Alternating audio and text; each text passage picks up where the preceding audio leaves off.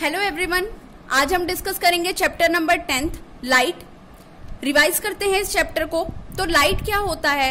Light एक energy की form है जो हमारी आंखों के अंदर एक सेंसेशन प्रोड्यूस करती है, जिसके कारण हम किसी ऑब्जेक्ट को क्लियरली देख पाते हैं।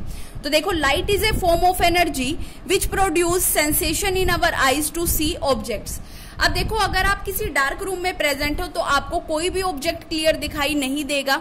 जैसे ही आप वहां पे क्या करते हो, एक सोर्स ऑफ लाइट को ऑन करते हो, बल्ब को ऑन कर देते हो, तो वैसे ही आपको ऑब्जेक्ट्स दिखाई देने शुरू हो जाते हैं, क्योंकि वो लाइट रेज जैसे ही ऑब्जेक्ट पर पड़ती हैं, ऑब्जेक्ट से टकराने के बाद वो लाइट रेज हमारी आंखों के अंदर एंटर करती हैं, जिसकी वजह से हमें वो ऑब्जेक्ट क्लियर दिखाई देता है।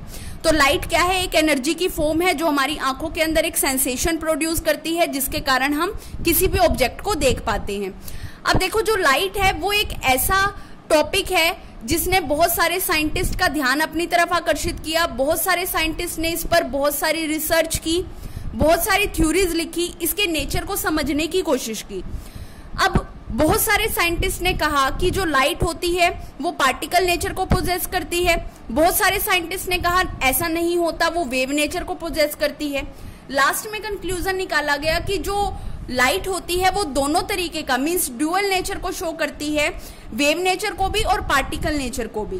अब देखो, दो थ्योरीज जो मेन थ्योरीज हैं, वेव थ्योरी के अकॉर्डिंग ये बोला गया कि जो लाइट होती है वो इलेक्ट्रोमैग्नेटिक वेव होती है, जिसके अंदर इलेक्ट्रिक कंपोनेंट भी होता है, मैग्नेटिक कंपोनेंट भी होता है, और इन लाइट रेज को मूव करने के लिए किसी भी मीडियम की जरूरत नहीं होती है। मींस ये बिना किसी मीडियम के भी प्रोपेगेट कर सकती हैं। अब देखो, वैक्यूम में इसकी स्पीड कितनी होती है? लाइट की प्रोपेगेट करने की स्पीड कितनी होती है? 3 × 10⁸ मीटर पर सेकेंड होती है। अब पार्टिकल थ्योरी के अकॉर्डिंग क्या बोला गया? पार्टिकल थ्योरी के अकॉर्डिंग ये कहा गया कि जो लाइट होती है वो पैकेट्स की फॉर्म में होती है, और इन पैकेट्स को क्या बोला जाता है? क्वांटा बोला जाता है, या फिर इनको फोटॉन्स बोला जाता है। तो कुछ साइंटिस्ट का कहना था कि जो लाइट होती है वो वेव नेचर को शो करती है, कुछ साइंटिस्ट का कहना था कि जो लाइट होती है वो पार्टिकल नेचर को पोजेस करती है। तो लास्ट में कंक्लूजन निकाला गया कि जो लाइट होती है वो ड्यूअल नेचर, दोनों तरीके के नेचर को शो करती है। वो पार्टिकल नेचर को भी शो करती है as well as wave nature को भी शो करती है। नेक्स्ट हमारे पास आ जाता है अब सोर्सेज ऑफ लाइट। अब हमारे पास जो लाइट के सोर्स होते हैं वो दो तरीके के होते हैं। एक होता है नेचुरल सोर्स, दूसरे होते हैं आर्टिफिशियल सोर्स। नेचुरल सोर्स कौन से सोर्स होते हैं? ऐसे सोर्सेज जो हमें बाय नेचर मिले हैं, ऐसे सोर्सेज को हम क्या बोलेंगे? नेचुरल सोर्स बोलेंगे। एग्जाम्पल क्या होंगे? सन, स्टार्स एटसेट्रा। उसके बाद है हमारे पास आर्टिफिशियल सोर्सेज, ऐसे सोर्सेज जो हमें नेचर से नहीं मिले, जिनको किसी इंसान ने बनाया है, ऐसे सोर्सेज को हम क्या बोलेंगे? आर्टिफिशियल सोर्सेज बोलेंगे।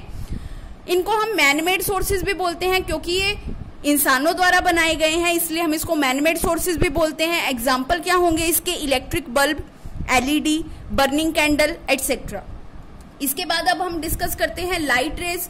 अब जो लाइट रे है वो क्या होता है? The path of light is called light रे। लाइट के पाथ को हम क्या बोलते हैं? लाइट रे कहते हैं। Which is represented by arrow, and the head of arrow give the direction of light in which light propagate. जो एरो होता है ये किसको बताता है? कि जिस डायरेक्शन में लाइट प्रोपेगेट कर रही है उसको इंडिकेट करता है। नेक्स्ट हमारे पास आ जाता है बीम ऑफ लाइट। अब बीम ऑफ लाइट क्या होता है? बीम ऑफ लाइट होता है group of light, means bundle of light. अगर किसी सोर्स से बहुत सारी लाइट रेज एक साथ निकल रही हैं तो उस ग्रुप ऑफ लाइट को हम क्या बोलेंगे? बीम ऑफ लाइट बोलेंगे। अब ये जो बीम ऑफ लाइट होता है ये फर्दर आगे 3 टाइप का होता है। फर्स्ट होता है parallel beam of light, second one is convergent beam of light, third one is divergent beam of light. अब देखो, पैरेलल बीम ऑफ लाइट क्या है? किसी सोर्स से आने वाली जितनी भी लाइट रेज होंगी वो सभी एक दूसरे के क्या होंगी? पैरेलल होंगी। ऐसे बीम ऑफ लाइट को हम क्या बोलते हैं? पैरेलल बीम ऑफ लाइट बोलते हैं। नेक्स्ट हमारे पास आता है कन्वर्जेंट बीम ऑफ लाइट। अब कन्वर्जेंट बीम ऑफ लाइट क्या होता है? किसी सोर्स से आने वाली जितनी भी लाइट रेज हैं, किसी सोर्स से आने वाली कितनी भी लाइट रेज हैं वो सारी आके किसी एक पॉइंट पर क्या कर रही हैं? मीट कर रही हैं, किसी एक पॉइंट पर कन्वर्ज कर रही हैं। ऐसे बीम ऑफ लाइट को हम क्या बोलेंगे? Convergent beam of light. Next हमारे पास आता है डाइवर्जेंट बीम ऑफ लाइट। अब डाइवर्जेंट बीम ऑफ लाइट क्या होता है? किसी सोर्स से आने वाली लाइट रेज अलग अलग रैंडम डायरेक्शन में फैल रही हैं, ऐसे लाइट रेज, ऐसे बीम ऑफ लाइट को हम क्या बोलते हैं? डाइवर्जेंट बीम ऑफ लाइट बोलते हैं। तो देखो 3 तरीके के बीम ऑफ लाइट हैं। बीम ऑफ लाइट किसको बोलते हैं? Bundle of light, group of light को हम बोलते हैं बीम ऑफ लाइट। 3 तरीके के होते हैं, parallel beam of light, convergent beam of light and divergent beam of light. Parallel beam of light क्या होते हैं? ऐसे बीम ऑफ लाइट मीन्स किसी सोर्स से आने वाली जितनी भी लाइट रेज होंगी वो सारी क्या होंगी? एक दूसरे के पैरेलल होंगी। ऐसे बीम ऑफ लाइट को हम बोलेंगे parallel beam of light.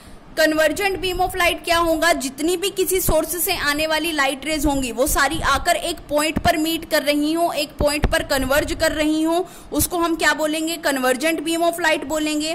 Third one is divergent beam of light, कि किसी सोर्स से आने वाली, यहाँ पे कोई सोर्स है, इस सोर्स से आने वाली जितनी भी लाइट रेज हैं वो अलग अलग डायरेक्शन में दूर दूर फैल रही हैं, ऐसे बीम ऑफ लाइट को हम क्या बोलेंगे? डाइवर्जेंट बीम ऑफ लाइट बोलेंगे।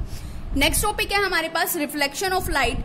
तो अब देखो, जैसे ही कोई सरफेस, एक स्मूथ प्लेन सरफेस है, जैसे ही कोई लाइट रे उस प्लेन स्मूथ सरफेस पे आके टकराती है तो वो जिस मीडियम से आई है उसी मीडियम में बाउंस बैक वापस हो जाती है, और इसी को फिनोमिना को हम क्या बोलते हैं? Reflection of light. तो देखो, bouncing back of light after striking a surface in the same medium is called reflection. अब देखो, मान लो मैंने यहाँ पर एक स्मूथ सरफेस कंसीडर कर ली, मिरर लेकर चल रहे हैं हम। अब आपको पता है मिरर की एक साइड क्या होती है? रिफ्लेक्टिंग सरफेस होती है, और दूसरी साइड क्या होती है? पॉलिश होती है। तो देखो, ये जो ऊपर वाली साइड है ये मिरर की रिफ्लेक्टिंग सरफेस है, और ये जहां पर ओब्लिक लाइन लगी हुई है ये यहाँ पर किसको रिप्रेजेंट कर रही है? ये रिप्रेजेंट कर रही है पॉलिश सरफेस को। अब देखो, कोई एक लाइट रे आई, आके इस सरफेस से टकराई, जिस पॉइंट पर ये आकर टकराएगी उसी पॉइंट पर हम क्या करेंगे? नॉर्मल ड्रॉ करेंगे। ये हमने नॉर्मल ड्रॉ कर लिया। अब जैसे ही कोई लाइट रे किसी स्मूथ सरफेस से टकराती है, टकराने के बाद उसी मीडियम में क्या हो जाती है? रिफ्लेक्ट बैक हो जाती है। इसी को हम क्या बोलते हैं? रिफ्लेक्शन ऑफ लाइट बोलते हैं। अब ये जो लाइट रे है जो आके इंसिडेंट हुई थी, जो आके इस मिरर से टकराई थी, उसको हम क्या बोलेंगे? Incident ray. जिस पॉइंट पर आकर टकराई उस पॉइंट पर हमने क्या ड्रॉ किया था? नॉर्मल ड्रॉ किया था। उसके बाद ये जो वापस गई है रे, इसको हम क्या बोलते हैं? रिफ्लेक्टेड रे बोलते हैं। अब देखो, अब आपको पता है कि नॉर्मल और इंसिडेंट रे के बीच जो एंगल बनता है उसको हम रिप्रेजेंट करते हैं आई से, और इसको हम क्या बोलते हैं? इंसिडेंट एंगल बोलते हैं। उसके बाद नॉर्मल और रिफ्रैक्टेड रे के बीच जो एंगल बनता है उसको हम रिप्रेजेंट करते हैं आर से, और आर किसको रिप्रेजेंट करता है? रिफ्लेक्टेड एंगल को रिप्रेजेंट करता है। तो रिफ्लेक्शन ऑफ लाइट क्या होता है? जैसे ही कोई लाइट रे किसी स्मूथ सरफेस पे आकर टकराती है तो वो जिस मीडियम से आई है उसी मीडियम में वापस चली जाती है, बाउंस बैक हो जाती है, और इसी फिनोमिना को हम क्या बोलते हैं? रिफ्लेक्शन ऑफ लाइट बोलते हैं।